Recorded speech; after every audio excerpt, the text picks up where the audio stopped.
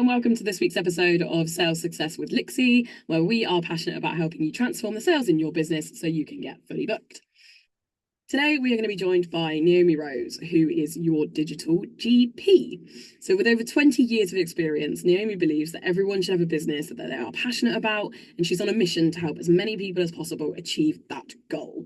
So we're going to be talking all about what to do if you feel like your business is stuck or it's not working. So let's get into it. Naomi, could you tell us a little bit about who you are and what you do?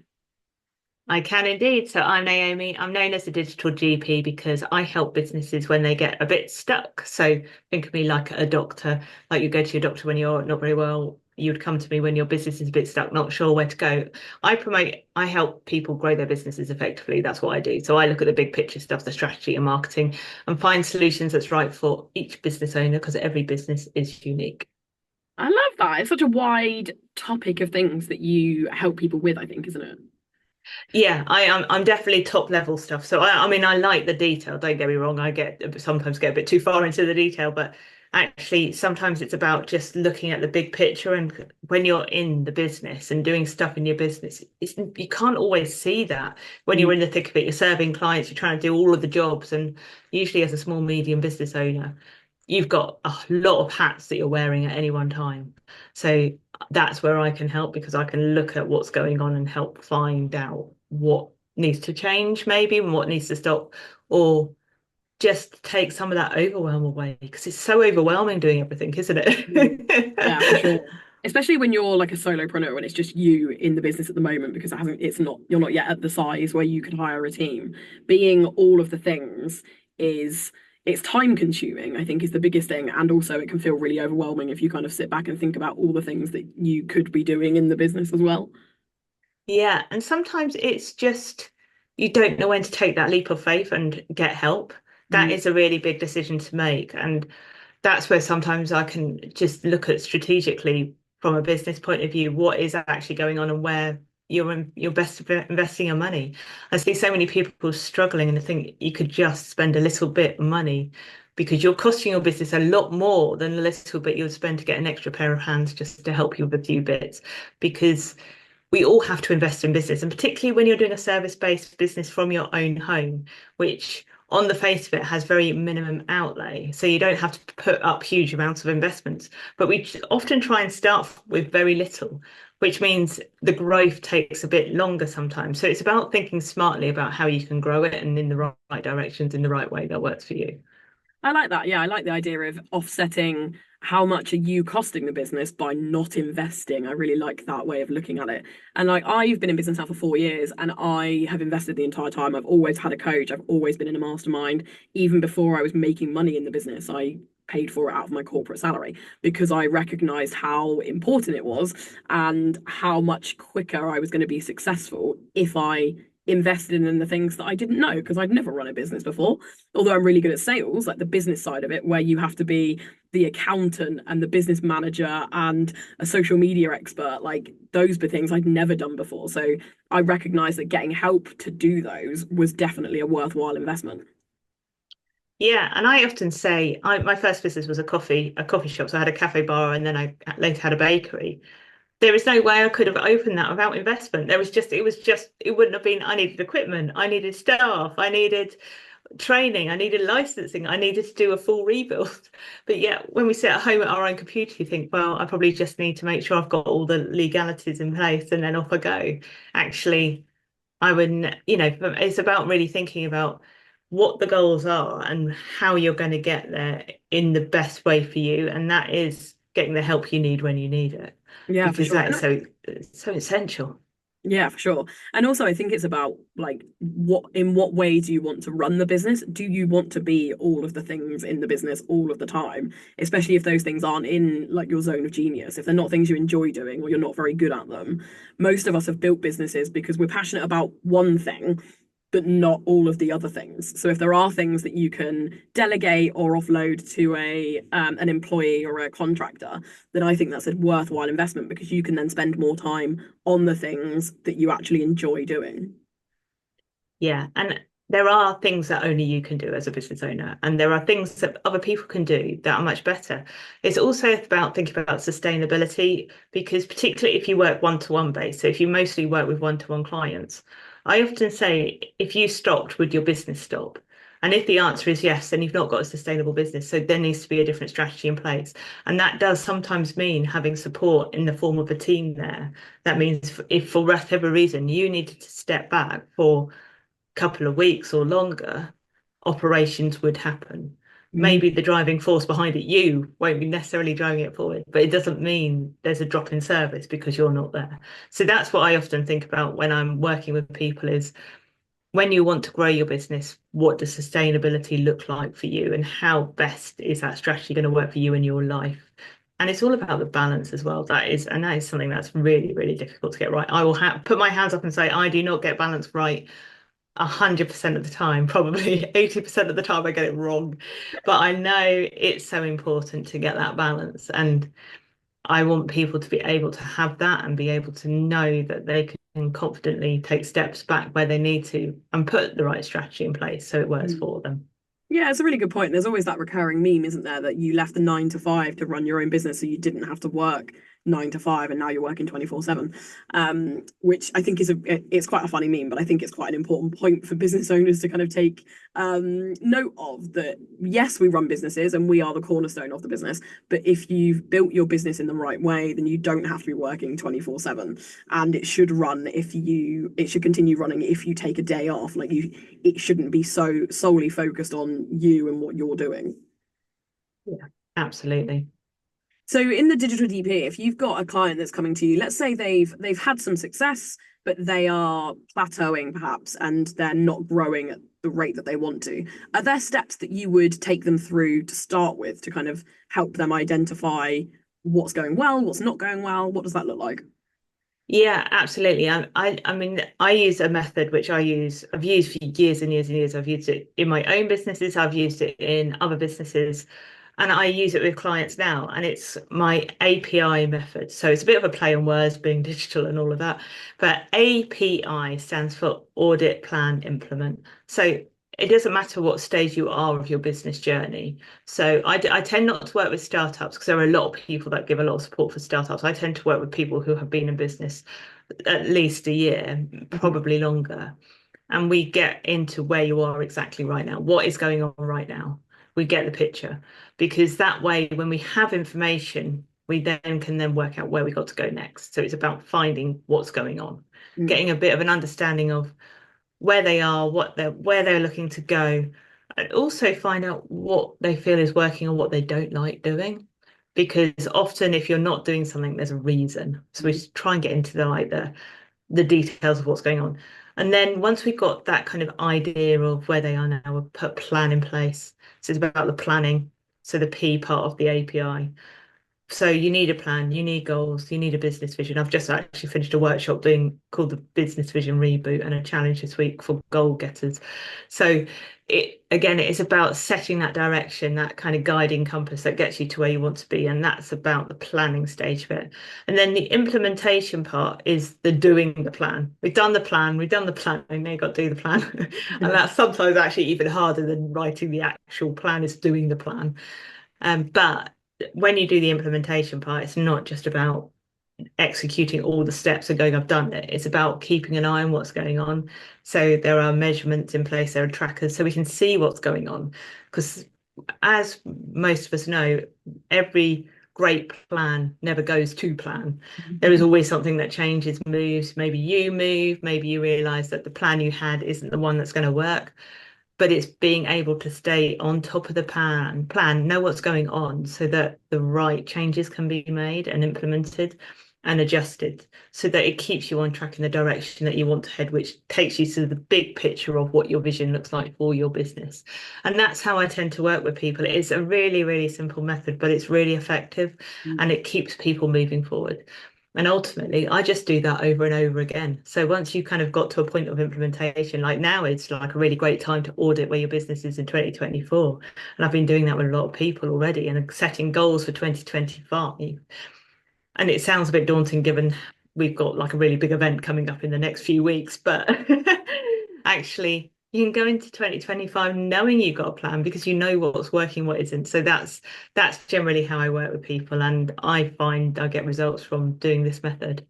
Yeah, I love that. The planning stage, I think, in anything that you do is almost the most important because if you've got a solid plan and you can see where you want the business to go and you can preempt some of the obstacles that are likely to come up and have a plan for them for when they do come up, that almost takes some of the stress off of the implementation phase because you've already thought of the things that you need to do and that are going to make you successful.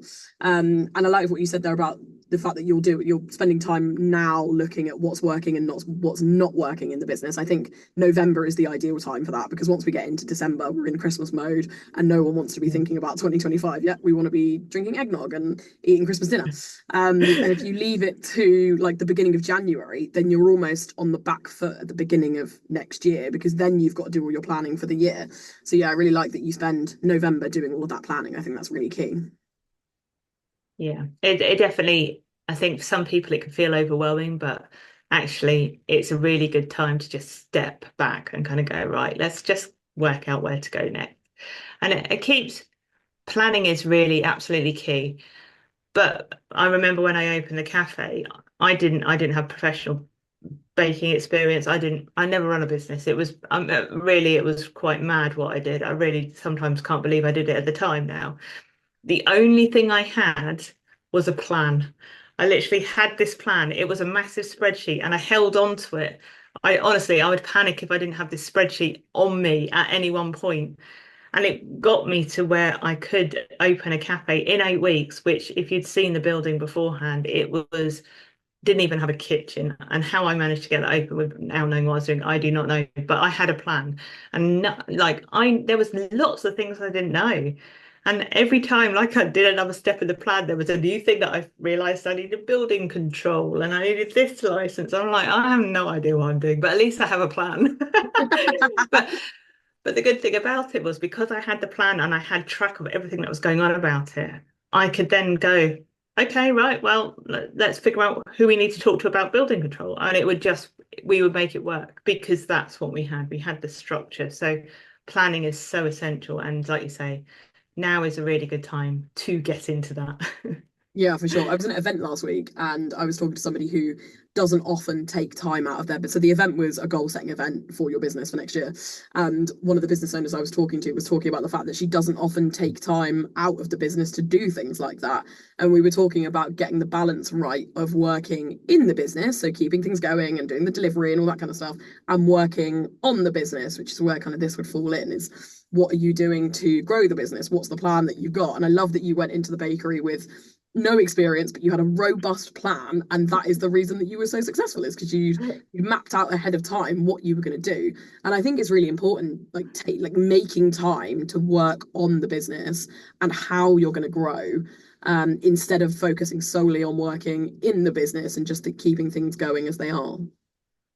Yeah. And it's that having that time to step back as well. It's sometimes really hard to carve out that time.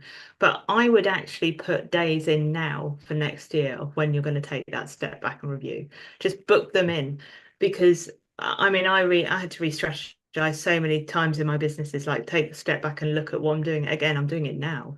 I do it quite regularly anyway, but it helps really get a grip of everything. You feel much more in control. It gives you much more confidence if you've got that big picture plan, rather than feeling kind of like you're in the weeds and lost a bit and just trying to do all the things and nothing's really happening. When you have, I would say knowledge is power. So when you know what's going on, you can turn that into something even better. So if you feel something isn't going right, you can take a step back and kind of go, well, why? Ask the question why. I always say, at what point in adulthood do we stop asking questions why? Kids do it until you get really annoyed, but they do because they want to know the answers. Then we've got to do the same. We've got to question what we're doing so we can make sure we can keep on improving and growing and getting to where we want to be as a business owner. Yeah, I love that. And doing it regularly, I think also takes some of the pressure off as well. If you leave it till November every year and then you just look back at how the year's gone, that's going to feel really overwhelming because you've got a whole year's worth of stuff to look at. And if stuff hasn't been going exactly right, like you said, you've not had the ability to change things as you go. But if you do them regularly, like I have CEO days once a month where I'll look at like what's going well, what am I enjoying, what's not working, what do we need to stop doing? And by doing it that regularly, you're breaking down the task essentially into smaller chunks throughout the year, and also like you said, giving yourself the ability to make those changes as you go.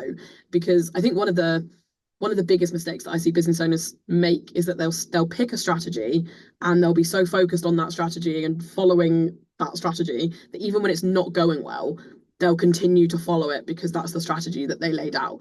Whereas one of the greatest things about being a business owner is that you can change your mind a million times and you can keep changing it and doing things differently, and you never have to stick to the same plan.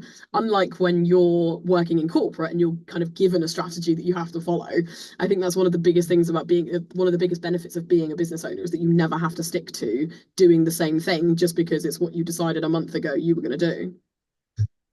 Yeah. And business evolves as you evolve. You learn, you grow, you work out, I think sometimes more importantly, what you don't want to do. And that is the big thing, rather than what you do want to do. It's really hard sometimes to know what you really do want, but it's easy to work out what you don't want. And you've got to trust your gut. Sometimes I think though the one of the things when it comes to planning, and this is where the kind of implementation part of my method comes in, is tracking what's working. Because when you have data, you can actually, like I say, knowledge is power. So when you're tracking everything, you can see whether it is working or not. Because it's sometimes if we feel like, and we see this often when you're launching something and you're launching something and people don't always buy straight away, and buying behaviors have changed hugely in the last, particularly 6 months, but certainly over the last 4 years, that you get disheartened and then everything stops working quite as well. But actually, when you look at the data and follow the metrics and follow the numbers, you can then get a really good sense of what exactly is going on. And then you can really be really super confident with your plans. So that is really always good to make sure you track what you're doing so you can see where you can stop, start, and change and feel confident about the decisions you're making rather than sometimes we do things out of panic rather than actually knowing exactly whether it's working or not. Yeah. Sometimes it is about just keeping that consistency going and knowing.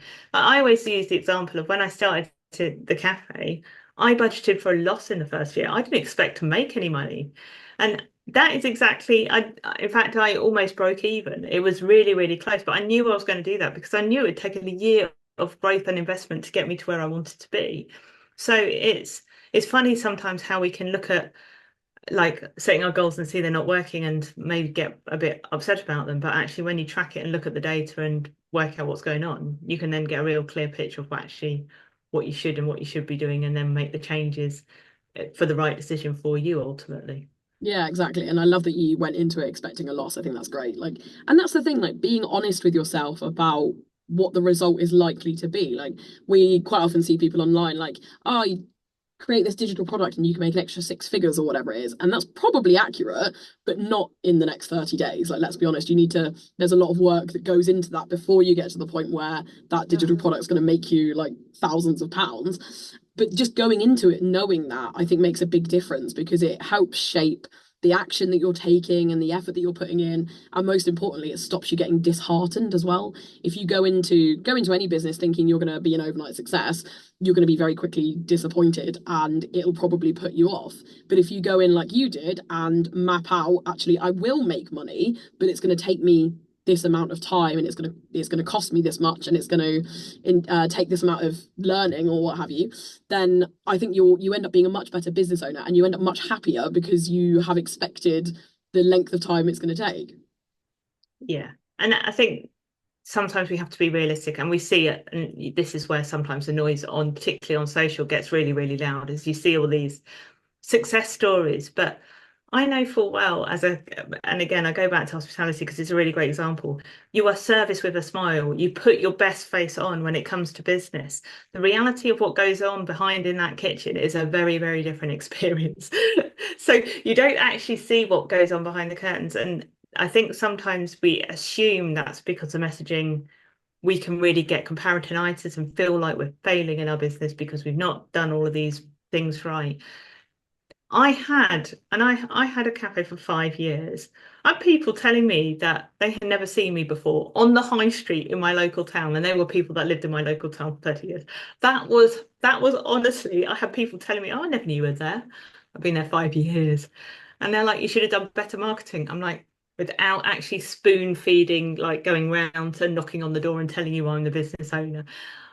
I did what I thought was right at the time. It's just the reality of the situation. Sometimes you just got to accept that. And there is no such thing as an overnight success. Like I say, I was there 5 years, people didn't see me. It's funny, isn't it? But sometimes you just got to give yourself a break and celebrate the things that do go well, that you are making progress. Business isn't about short-term wins, it's about long-term strategy. It's about really thinking about the bigger vision, the longer term strategy, and sticking to your guns and knowing what you want to do. And just no one's going to be more passionate about your business than you. So keep that picture vision in your head and just keep driving that forward, because that will be what will make you a success. Yeah, absolutely. Quite a lot of the clients that I work with are, because my focus is sales, like they've had some sales, but they're not consistent. So when they come to me, they're feeling really kind of disheartened about the fact that the money's not coming in. And one of the biggest things that I try and get them to kind of recalibrate and focus on instead is like, what action are you taking? So like the sales aren't coming in, so we can't, that's not something we can celebrate. So what can we do that you can celebrate? Because I think it is really motivating when you've got something that you can say, I did that. So what I get them to focus on instead is like, what lead generation activity are you doing? Set yourself a goal for that instead, and when you've hit that, then you get to celebrate, and then that builds the momentum. And then if you like, once you've got the hang of lead generation, the sales will come in. And it's finding those little ways that you can enjoy what you're doing, even if you're not quite where you want to be at the moment. Yeah, absolutely. It's not beating yourself up about the small stuff, but actually celebrating the stuff that's going well and keeping that resilience and knowing that you're on track. And like you say, I think people are coming to you because they recognize they've got a problem, and that is a big step in itself to actually say, I am stuck, I need help. This is where I'm stuck and I'm going to get help. That is a win in itself. I always say, if you're getting the help in the right places because you've seen there is a problem, a sticking point, then that is an absolute win. You're making progress, you are growing your business. And I see this so many times with people that kind of get stuck in the same paths, but actually, like, even in any business that I've had or any team I've had, if I've seen there's something's not actually working, or there is a gap, or maybe that there is just too much going on, I will then look and go, right, what's the problem? What do we need to solve?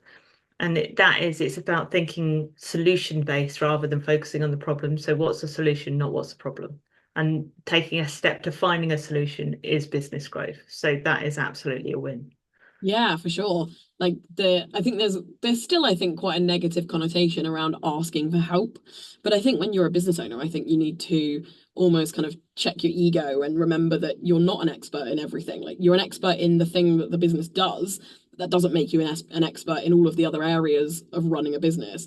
And asking for help is absolutely the right thing to do as a business owner. And you, as the business owner, almost have a responsibility to the business to ask for help if you are stuck in one area or multiple areas.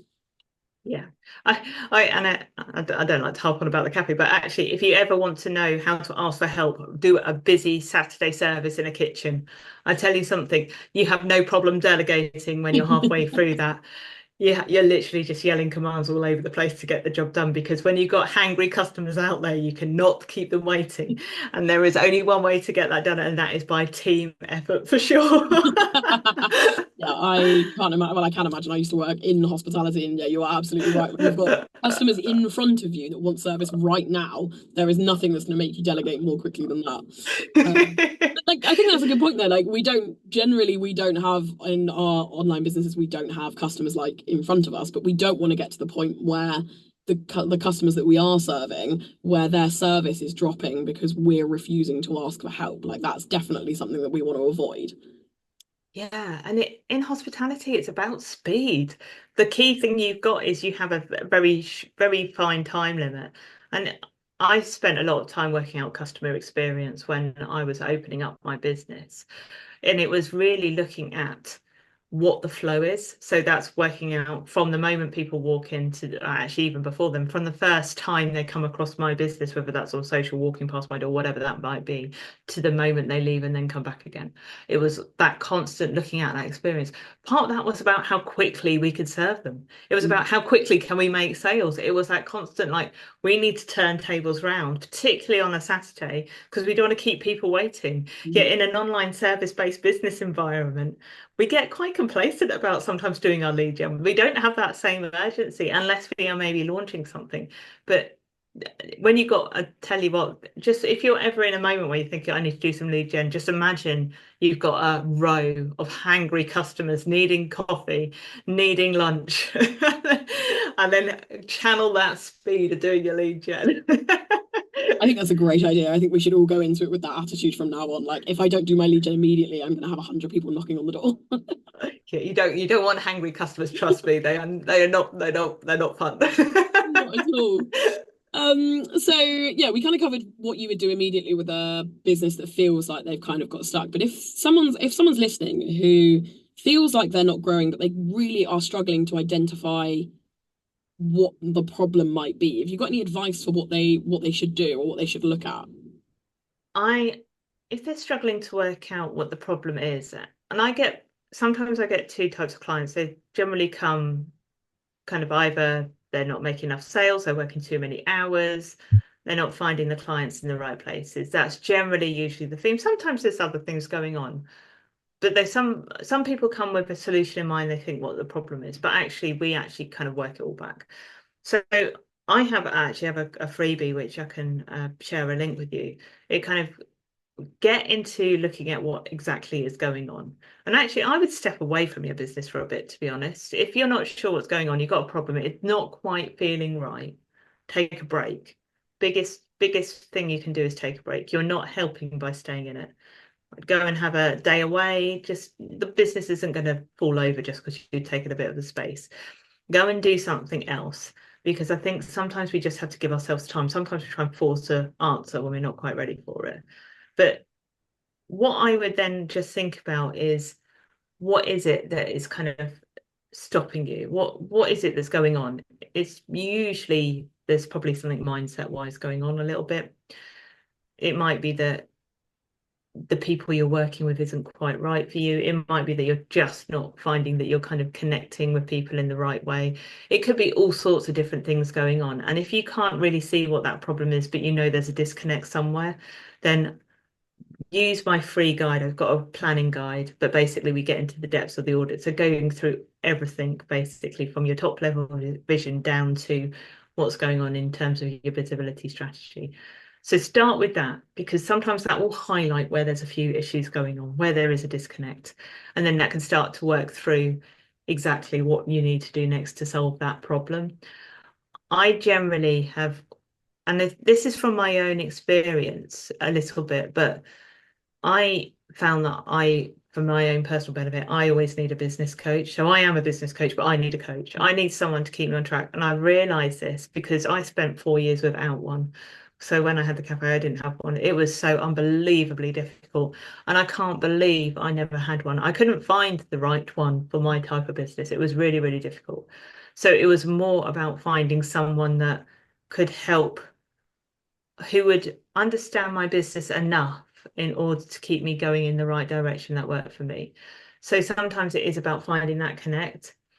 If you still feel like you're kind of not getting to where you want in your business, I'd also shut off all the noise, get off of socials, get away from everything and just focus on your business. Just focus on what's going on with you. Um, I pivoted my business. I've completely changed it. It wasn't feeling right. It wasn't right I could feel it in my gut.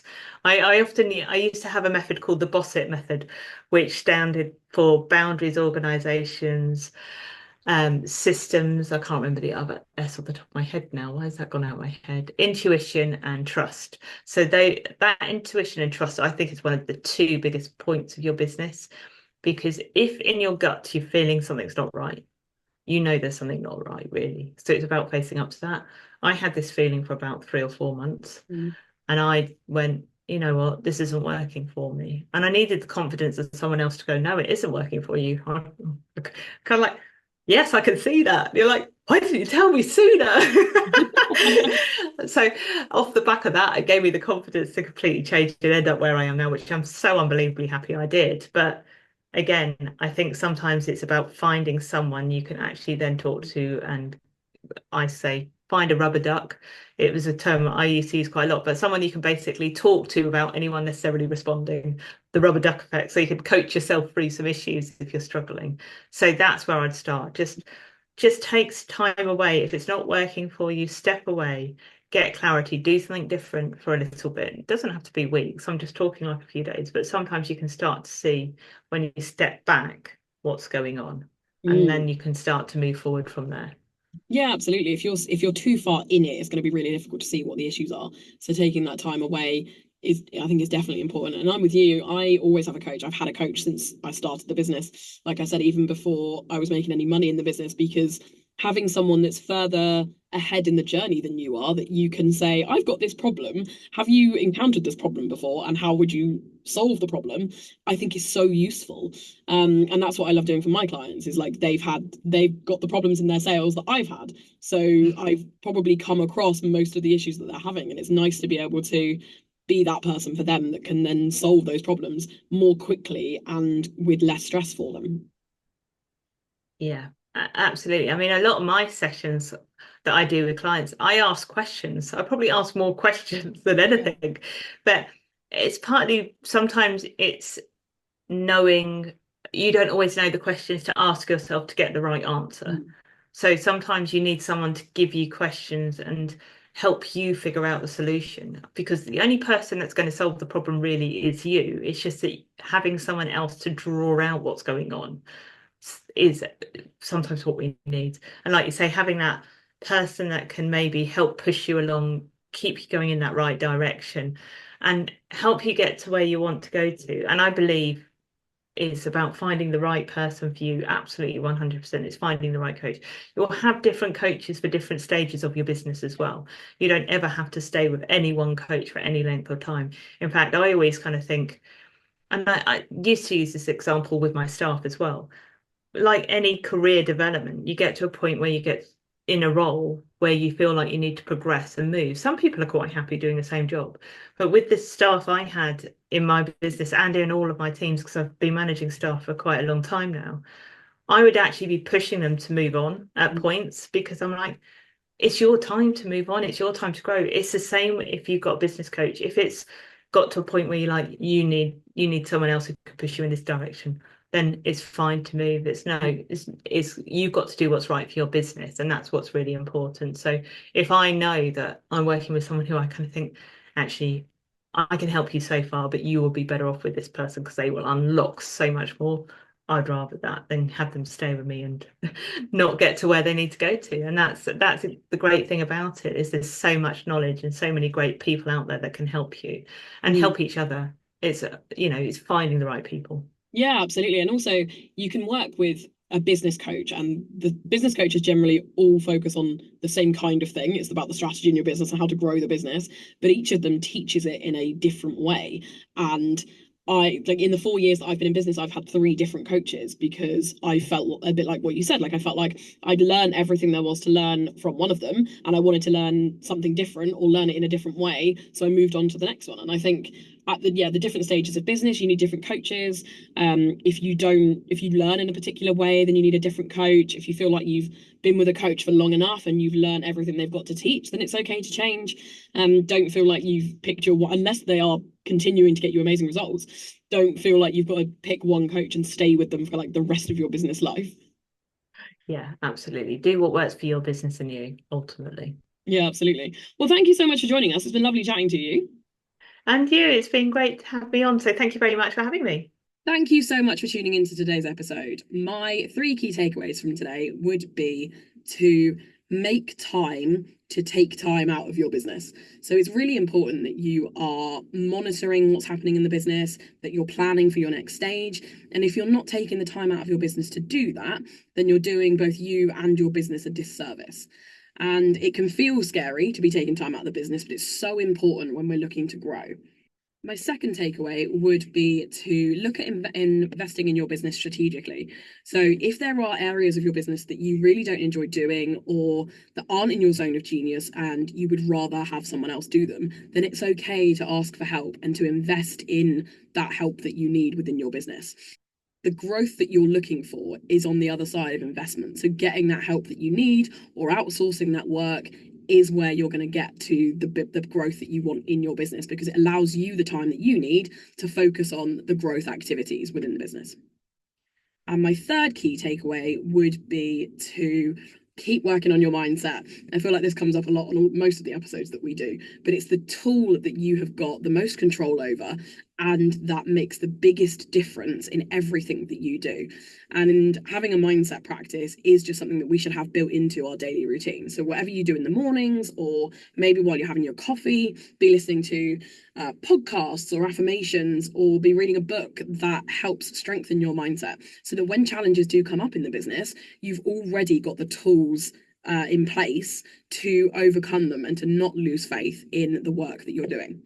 Thank you so much for tuning in. I will see you next time.